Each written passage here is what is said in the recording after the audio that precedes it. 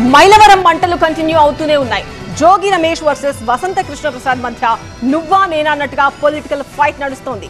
మొన్నటిదాకా కొండపల్లి గనులకు సంబంధించిన వివాదంపై ఇద్దరు నేతల మధ్య మాటల తూటాలు పేలగా ఇప్పుడు ఎన్టీటీపీఎస్ లో ఫ్లై యాష్ టెండర్ల విషయంపై డైలాగుల డైనమైట్లు పేలుతున్నాయి. ఎన్టీఆర్ జిల్లా మైలవరంలో మళ్లీ పొలిటికల్ గరం. సందు దొరికితే ఒకరిపై మరొకరు విరుచుకుపడే నేతలిద్దరూ మరోసారి పొలిటికల్ హీట్ పెంచారు. ఎన్టీటీపీఎస్ సెంట్రిక్ గా మొదలైన సరికొత్త వివాదం మైలవరంలో రచ్చలేపుతోంది. ఎన్టీటీపీఎస్ లో ఫ్లై-యాష్ టెండర్లు రద్దు చేయాలని, అక్రమంగా బూడిద నిల్వ చేసి హైదరాబాద్ కు తరలించే ప్రక్రియను నిలిపివేయాలని మాజీ మంత్రి జోగి రమేష్ డిమాండ్ చేశారు. అంతేకాదు, ఎమ్మెల్యేగా వసంత కృష్ణ ప్రసాద్ ఎప్పుడైతే అడుగుపెట్టాడో ఆ రోజు నుంచే బూడిదను సైతం దోచుకుంటూ వ్యాపారం చేస్తున్నారని తీవ్రస్థాయిలో మండిపడ్డారు. కృష్ణప్రసాద్, ఆయన బావమరిది కలిసి అక్రమ ఫ్లై-యాష్ దందా చేస్తున్నారని ఫైర్ అయ్యారు.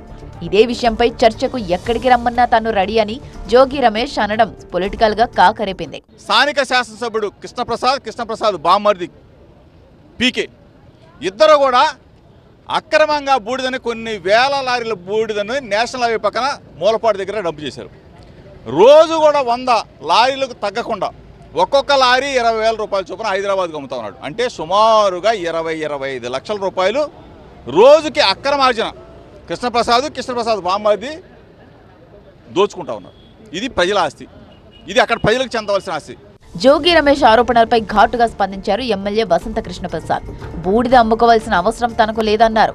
జోగి రమేష్ బూడిదను అడ్డు పెట్టుకుని రాజకీయాలు చేస్తున్నారని ఆగ్రహం వ్యక్తం చేసిన ఆయన ఇష్టం వచ్చినట్లు మాట్లాడుతూ ఊరుకునేదే లేదన్నారు.